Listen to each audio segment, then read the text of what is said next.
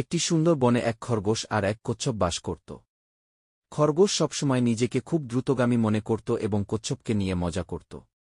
একদিন খরগোশ কচ্ছপকে দৌড় প্রতিযোগিতার চ্যালেঞ্জ দিল। কচ্ছপ মৃদু হাসল এবং চ্যালেঞ্জ গ্রহণ করল।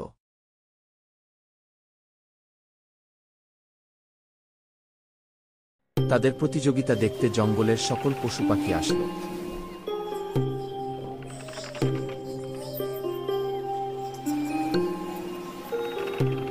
প্রতিযোগিতা শুরু হল।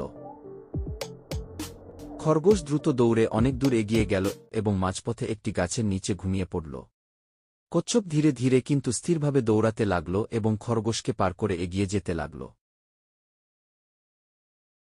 খরগোশ ঘুম থেকে উঠে দেখল কচ্ছপ প্রায় গন্তব্যে পৌঁছে গেছে। খরগোশ দৌড়ে চেষ্টা করল, কিন্তু ততক্ষণে কচ্ছপ বিজয়ী হয়ে গেছে।